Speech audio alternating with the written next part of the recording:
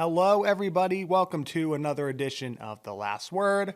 I'm your host, TJ Chamberlain, and football season, at least NFL-wise, has finally come to an end. We're now in the basically 3 months. Actually, no, not really 3 months, because let's be real. We might have only a couple weeks. Don't really talk about the NFL because there's not much happening right now. Free agency's a month away. But yeah, there's that. Super Bowl. Wanted the Patriots to win. They got smoked. They're a young team, and they showed their inexperience that game.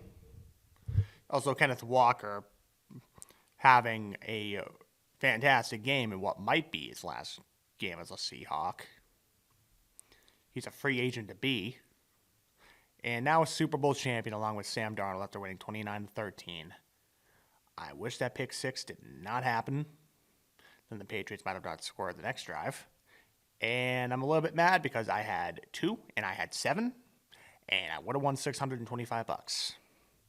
So, now that aside, other football news.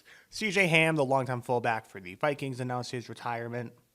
George Pickens is going to get a franchise tag from Dallas. The Cardinals hired Nathaniel Hackett as their offensive coordinator. Good luck. Matthew Stafford won MVP. Also, hold on. Let's do the award section. Stafford won MVP. Defensive Player of the Year was Myles Garrett. Offensive Player was JSN. Offensive Rookie of the Year was Ted McMillan. And Carson Schweisinger won Defensive Rookie of the Year. Also, other news out of Cleveland, Jim Schwartz resigned on Friday, so he's not coaching this year. He'll probably be a top defensive coordinator candidate next offseason. Also, the Hall of Fame class was announced, at least player-wise. Player-wise, they got it right. They put Drew Brees in, Larry Fitzgerald, Luke Kuechly, Adam Vinatieri, and Roger Craig. Roger Craig, long overdue. About time. And now with that being said, let's take a little early look at who might be free agents. So, pulling up the 2026 free agency class.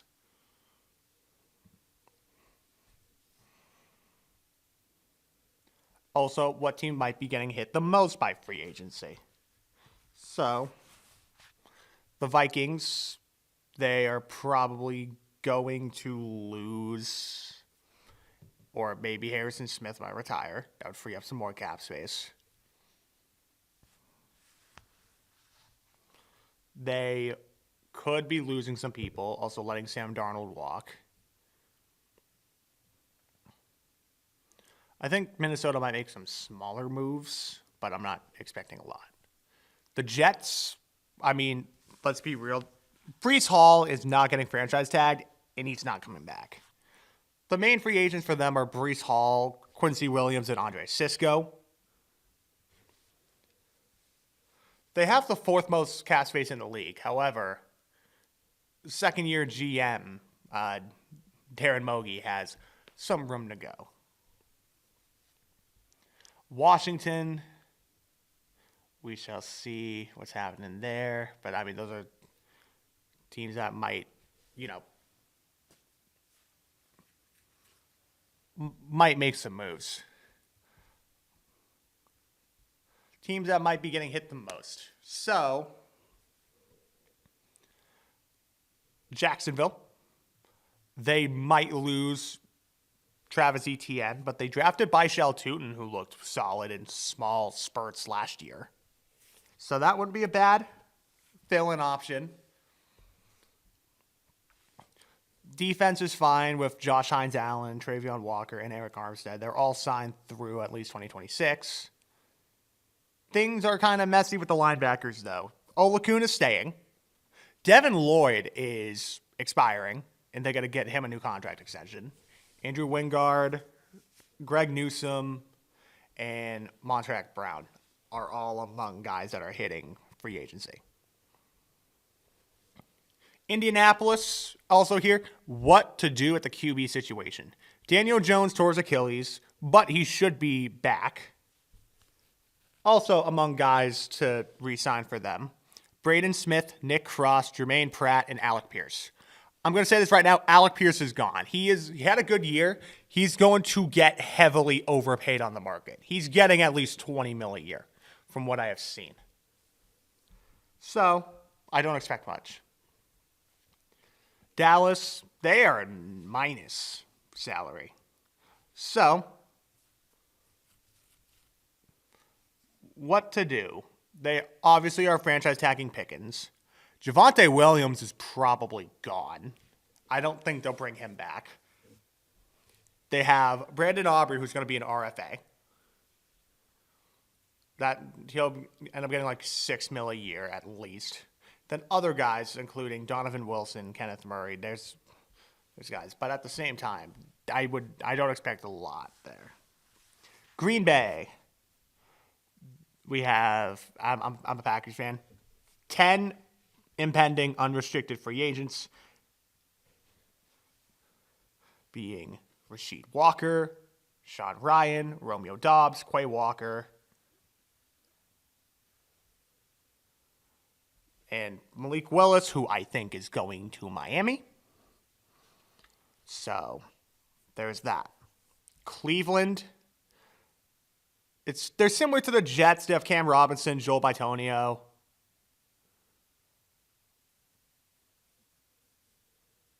Basically, their entire offensive line entering void years on their contracts.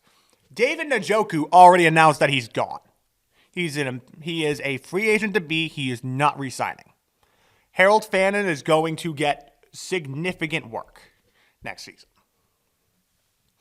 This will be the first year under Todd Monken. You're going to have a new I think they're going to have a new offensive coordinator. I don't think they fired Ken Dorsey or renewed him. Number 2, the Bills. Of course, you have free agents to be, but you need a receiver. You cannot have Gabe Davis and Braden Cooks as your wide receiver 2. The number 1, Kansas City. So we don't know if Kelsey's retiring, but Kareem Hunt's probably gone. Pacheco might be getting traded. He's dust, if not gone. Jalen Watson might be gone. Brian Cook might be gone. Mahomes has a torn ACL. He might restructure some money. But yeah, there's a lot going on. If we're looking at player-wise, looking at market value, George Pickens is up there for the most some of the most market value. Rasheed Walker is going to get paid. He's 25. He is a UFA. And there's like New England has money. I would not be surprised if he leaves for New England. Alec Pierce, he's going to get paid too. Let's look at market value let's just look at offensive linemen. We have market value. Rasheed Walker is up there for the highest. David Edwards, Tyler Lindenbaum, Connor McGovern, Braden Smith, Cam Robinson, Ed Ingram, Joel Bitonio, Elijah Vera Tucker. Rasheed Walker is by far probably the best lineman available. He's going to have a big market, and he's going to get over $20 million a year. No questions asked. Rob Havenstein, he's probably going to take a team discount to stay with the Rams. But yeah, there's some decent linemen available. And I think they're going to go off the market quick. Wide receiver, we look at market value. Of course, Pickens, he's getting franchise tagged. It's not a strong year for receivers. You have some names here. But Jawan Jennings, he might be getting over $20 million a year. I think he's gone from San Fran. I don't think they can afford to pay him $20 million a year. Pierce, I know, is gone. Wandale might stay with the Giants.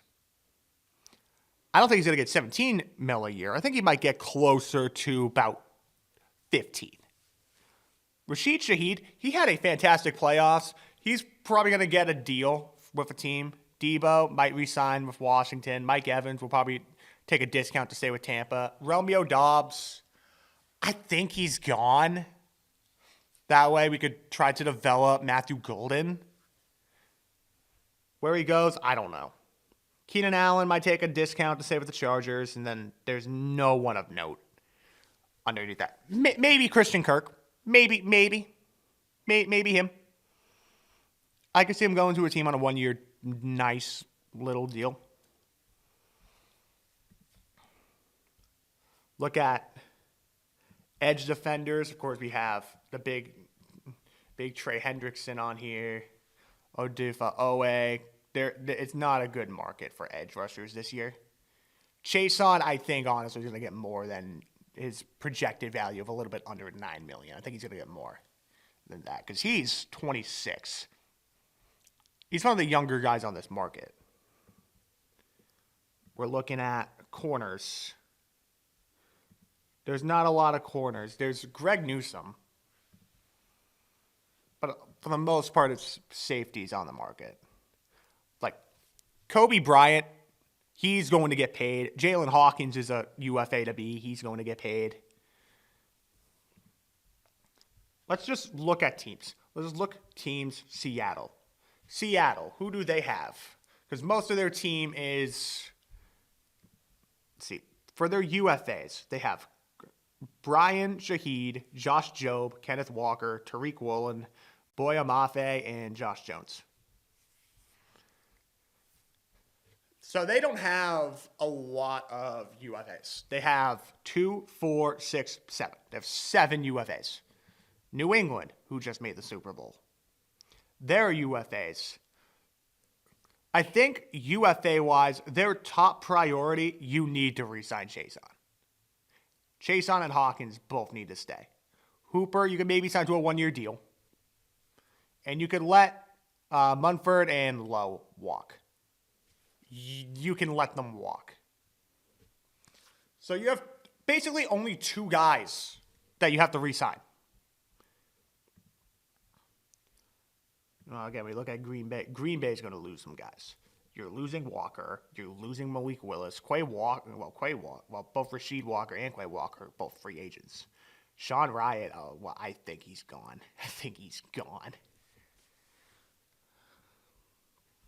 But who knows? If we lose Willis, we might be able to use some of that money to re-sign him. So that's what it is. So yeah, that's just a look at some teams' free agency markets. Baseball, Tarek Subel won his arbitration case, so he's going to be making $32 million next year.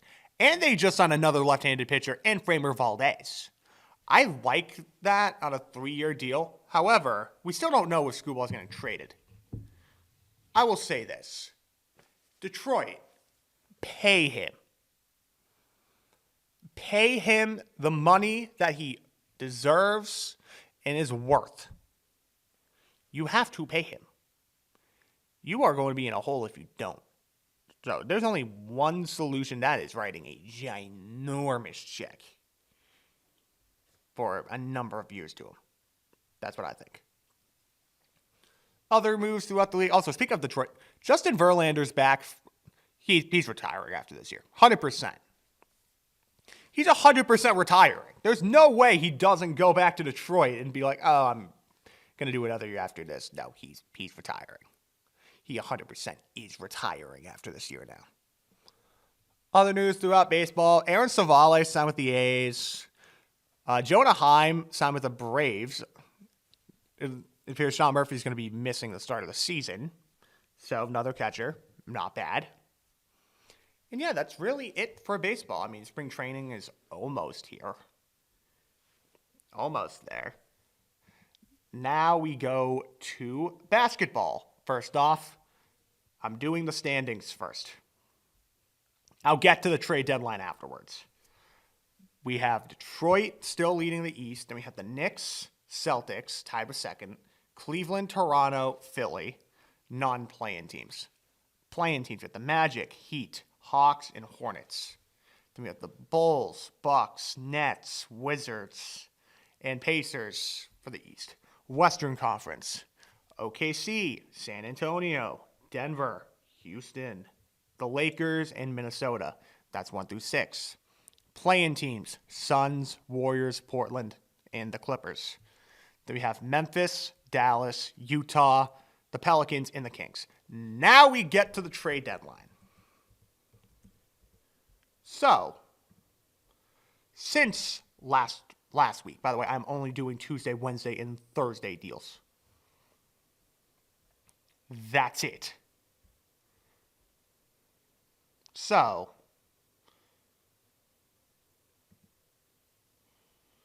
we do that. And we have to start with a kind of unexpected trade that I was not expecting. We begin with the following. The out of nowhere deal with the Grizzlies and the Utah Jazz that sends Jaren Jackson Jr. along with John Gonchar, Jock Landale, and Vincent Williams Jr. for Taylor Hendricks, George Niang, Walter Clayton, Kyle Anderson, and 3 first-rounders. There are some caveats. None of these picks belong to the Utah Jazz. The 2027 first is the most favorable of the Cleveland, Minnesota, and Utah picks. The other first in 2027 is from the Lakers, and the pick in 2031 is from Phoenix. I did not think Jaren Jackson Jr. was going to get moved. I saw this, and I was questioning things with that. So, the tank is on. Also, by the way, since the trades happened, Jaren Jackson Jr. has rested in not 1 but 2 games in the fourth quarter. So, just take that as you will. Chicago got Mike Conley and Jaden Ivey in a 3-team trade for Kevin Huerter, Dario Saric, a first-round pick from Minnesota, and the Timberwolves get cash. They were trying to clear room to maybe make a run for Giannis. Did not work. Harden was traded from the Clippers to the Cavs for Darius Garland and a second-round pick. I mean, good move for Cleveland. Garland can't stay healthy. And also, you're trying to, not have the Thunder get your pick. So there's that. Then this deal out of nowhere. Jared McCain to the Oklahoma City Thunder for a first and 3 seconds. The first is from Houston this year. I like the deal for Philly, but they gave up on him. What is that? Another move with the Bulls. They got Colin Sexton and Ousmane Dieng for Kobe White, Mike Conley, and 3 second-rounders. Kobe White's value fell. The Bulls waited way too late to attempt a move to move White. By the way, between their core a couple years ago, which was Caruso, Levine, Vooch, DeRozan, and Kobe White, they got, I think, 1 first-rounder. It's 1 first-rounder or something like that. It was in the De'Aaron Fox trade that Levine was in. Also, by the way, Dieng got traded to Charlotte for Mason Plumlee not too long after. Tyus Jones got traded for cash considerations. Anthony Simons went to the Bulls for Vucevic and a second-round pick, and also they got a second-round pick back along with Simons, which, by the way, I don't understand the logic of the Bulls here. You have way too many guards. You have, I think it was 7 guards. I mean, Jaden Ivey's been doing good since they acquired him, but you have to re-sign him in the summer. So I don't get it. Speaking of guard trades, Lonzo Ball and 2 second-round picks to Utah for cash. Lonzo got bought out. Jock Landale got traded for cash. Tyrone Jackson-Davis got traded for a second-round pick because Golden State made a move. They made a move at the deadline to help their team get better by trading for a often injured Kristaps Porzingis, giving up Kuminga and Buddy Hield. I know Kuminga's been in the doghouse for a while, but that's it. That was the trade. That was bad. I don't like that trade for Golden State. They figured out they were out on Giannis, so they pivoted to this? There's much better options you could have done. Not this. Now we begin with another Bulls trade. Yes, another Bulls trade. They traded Io and Julian Phillips for Leonard Miller, 4 second-round picks, and Rob Dillingham. Rob Dillingham just did not work out in Minnesota. And Bones Highland's actually been doing all right in the starting lineup while he's been gone.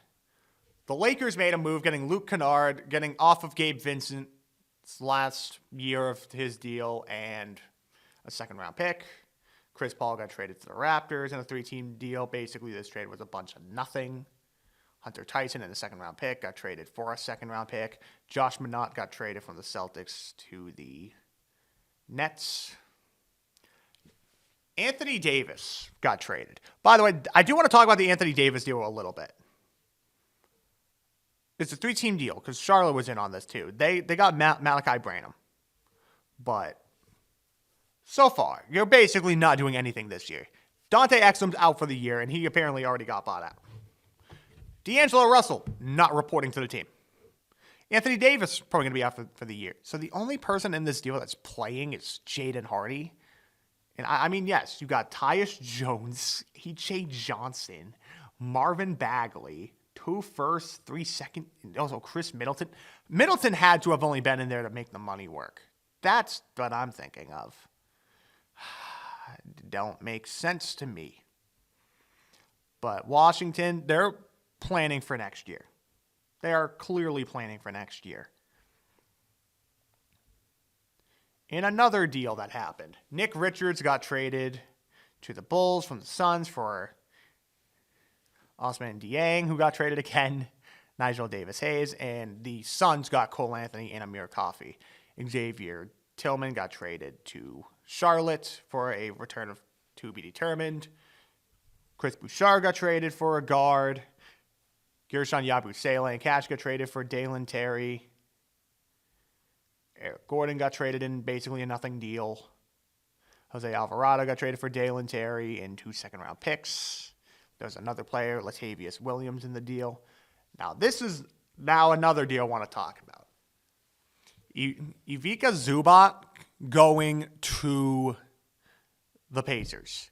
And I know when this deal was happening, people are like, oh, why is this deal happening? Why is this deal happening? It doesn't make sense. Let me explain something. The Zubac deal isn't for this year. It's for next year.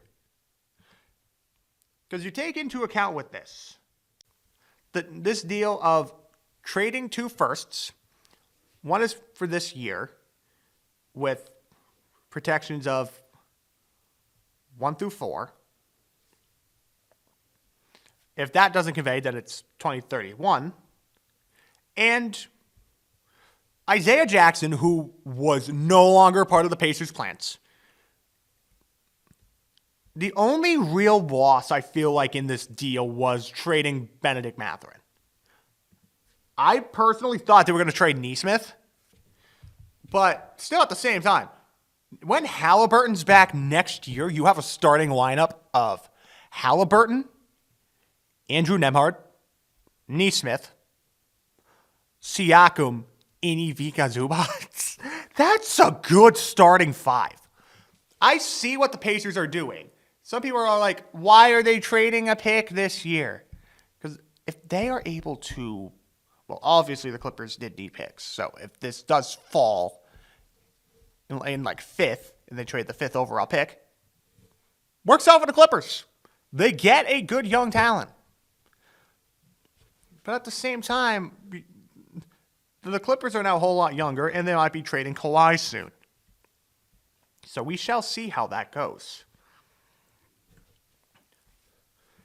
Also, hockey time. We do the standings. By the way, there's not going to be standings in the next, I think, 2 weeks because Olympic break. So, Tampa still leading the Atlantic over Montreal, Detroit, Buffalo, Boston, Ottawa, Toronto, and Florida. Carolina still leads the Metro over Pittsburgh, the Islanders, Blue Jackets, Caps, Flyers, Devils, and Rangers. The Rangers did do a move. I'll get to that in a second.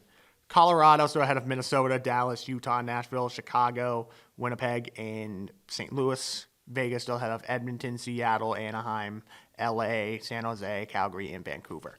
Also, the move I was talking about, Breadman got traded right before the Olympic break to the LA Kings, and he also signed a 2-year extension. The return, a prospect in a conditional third.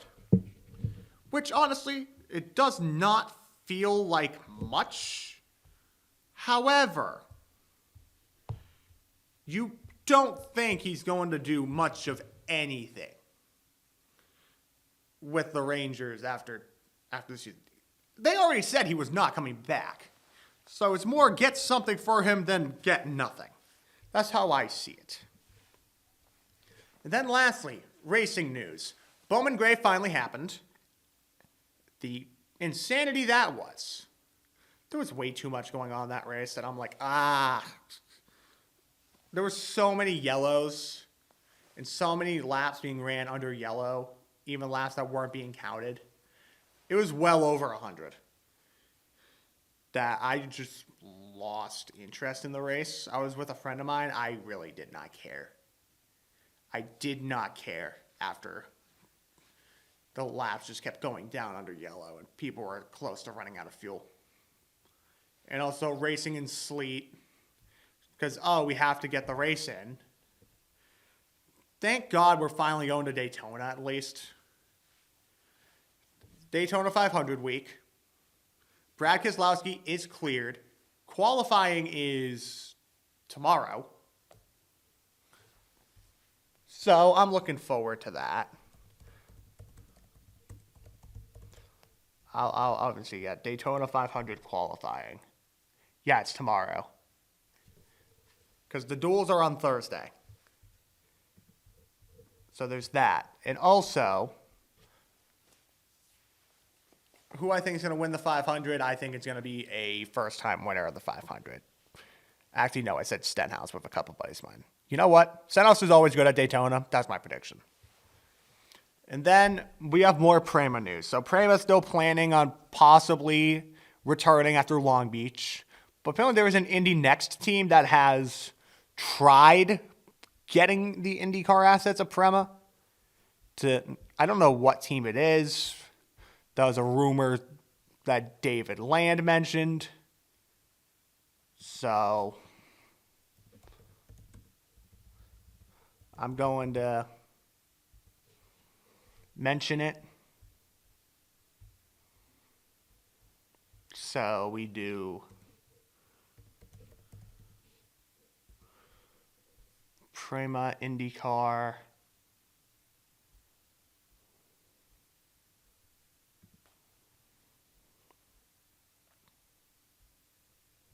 Also, we had the first preseason test. And Grosjean was testing for Dale Coyne. I feel like it's only a matter of time before they announce that. They're testing again today.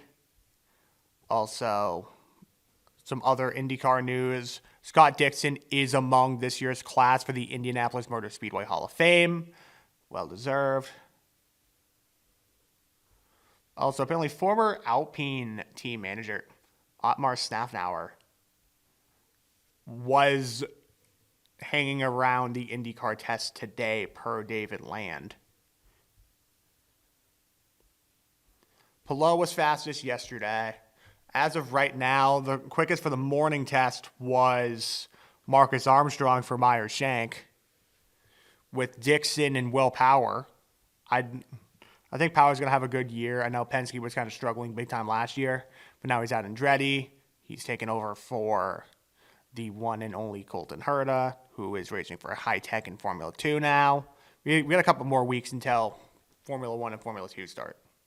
So, ready for the madness of racing to begin. And with that being said, that's all for this week's edition of The Last Word. This is TJ signing off, and I will see you all next week. Peace.